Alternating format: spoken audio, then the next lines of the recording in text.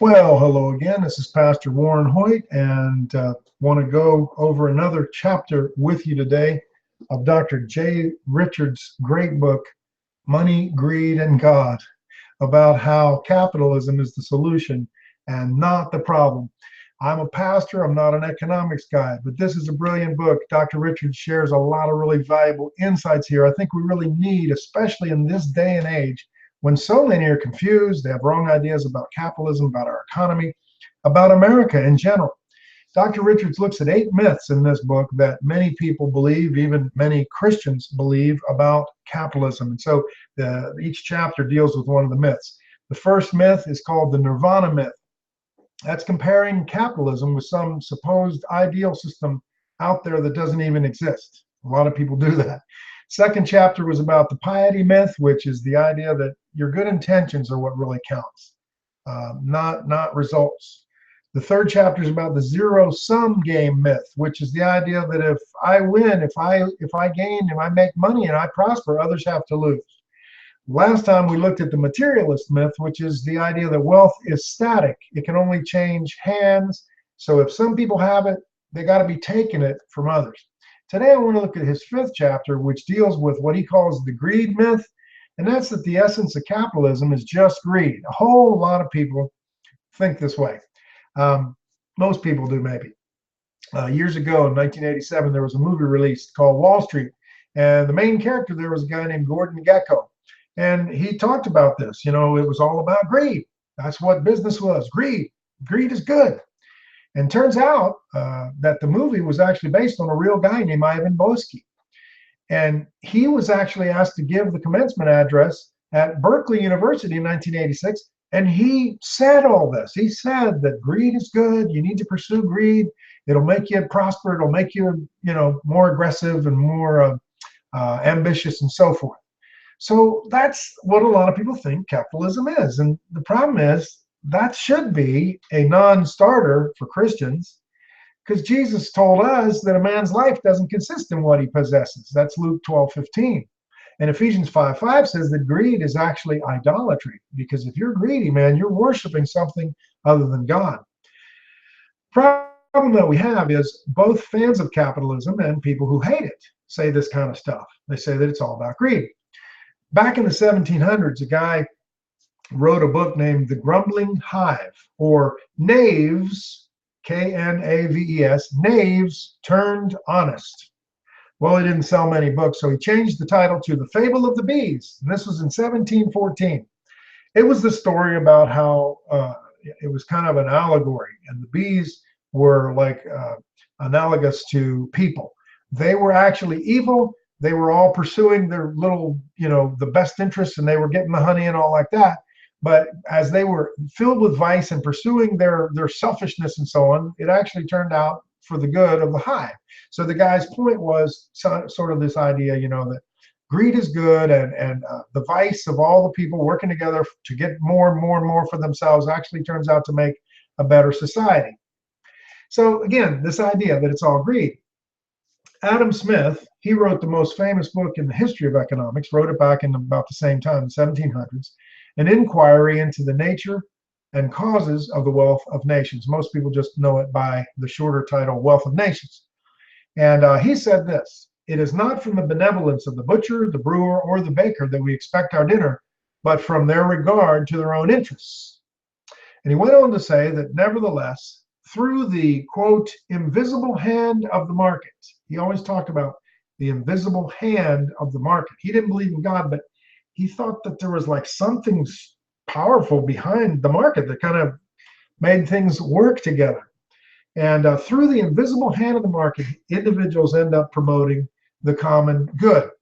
So Richards mentions these folks. Then he talks about Ayn Rand, Ayn Rand. I had to read one of her books when I was in high school. She's a famous Russian author. She escaped the Soviet Union in 1925. Her books were wildly popular, still are today. All of them are about the same thing, the virtue of what she called egoism or individualism, doing for yourself. She escaped, the collective system there of communism. She hated that, so she wrote these books about how, no, it's about the individual, and you got to do for yourself. And if you do the best for yourself, that ends up building a better world. So she kind of believed this too, that greed was the basis for a free economy. Even one of my favorites, Milton Friedman. I don't know if you've ever seen him, but if you haven't, Google him and watch some YouTube clips of Milton Friedman. He was I think he was a Nobel Prize winner economist. Terrific guy, so wise. On the Phil Donahue show one time, he actually said greed was what made the world go round. Of course, then he went on and he clarified it, and he said that what he really meant was that allowing people to pursue their self-interests was what made the world go round. I agree with that latter part. I don't agree with the first assertion that greed makes the world go round. See, the point is, though, here, that even a lot of people, good people, Christian people, think that capitalism is based on greed. What Jay Richards is saying in the book is, look, it's not really. Let me read a great quote from him. He says this, think about this. Every second of the day, you act in your own interest. Every time you take a breath, wash your hands, eat your fiber, take your vitamins, clock in at work, look both ways before crossing the street, crawl into bed, take a shower, pay your bills, go to the doctor, hunt for bargains, read a book, and pray for God's forgiveness. You're pursuing your self-interest. He goes on to say, that's not just okay. In most cases, you ought to do those things. Only foggy moral pretense confuses legitimate self-interest with selfishness. Very good point. Very important point. Selfishness and self-interest, they don't have to be the same thing. Jesus said we were to love our neighbors as ourselves. And Richard says what this means is, quote, I'm supposed to use my rightful concern for myself as a guide in how I treat others, unquote. Self-interest isn't just because self-interest includes your family, your friends, your communities, your coworkers, etc. Most of our choices involve others besides ourselves. We're responsible for ourselves and one another, but we're not responsible for everyone equally, right? Well, because we can't be. We don't know everybody's needs, and we simply can't fulfill everybody's needs. But in a free market, if we all pursue our own wants and needs, what will happen is an order will emerge that vastly exceeds anyone's deliberations. Here's another quote. Capitalism doesn't need greed. At the same time, it can channel greed, which is all of the good. We should want a social order that channels proper self-interest as well as selfishness into socially desirable outcomes. Any system that requires everyone always to act selflessly is doomed to failure. Why? Because it's utopian. People aren't like that. That's the problem with socialism. It doesn't fit the human condition. It alienates people from their rightful self-interest and channels selfishness into socially destructive behavior like stealing, hoarding, and getting the government to steal for you. In contrast, capitalism is fit for real, fallen, limited human beings like us. Adam Smith wrote, in spite of their natural selfishness and rapacity, business people, quote, are led by an invisible hand, and thus without intending it, without knowing it, they advance the interest of society. Very, very profound insight there. The point isn't that everybody should be selfish, but rather that even if people are selfish, you see, they can't make us buy their products in a free economy, right? So what people will do is they know that they can't make us buy their products. So they're going to automatically look for ways to create win-win scenarios and meet their customers' desires at a fair price. The market makes this happen. That's what's making, you see, the market makes the best of a bad situation and the best of a bad butcher, baker, or whatever. There's no evidence that capitalism makes people greedy. In fact, the opposite is true. Think about it. America is the richest, most capitalistic country in the world, but you know what? We give more money to charity than any other country. We give more in Great Britain, Canada, all the first world countries. You know what else? Poor countries, they don't give any money to anybody because they can't. Nobody's saying greed doesn't exist in America or big corporations or anywhere else. Greed is out there. It's ubiquitous.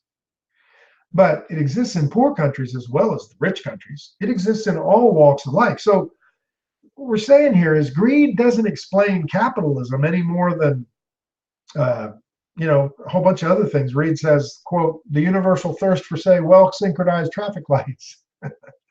Greed can't explain capitalism any more than the universal thirst for, say, well-synchronized traffic lights. Greed is universal, but capitalism is not. Capitalism is only in some parts of the world. It's not everywhere. Greed, as I said, it's sin. It's idolatry.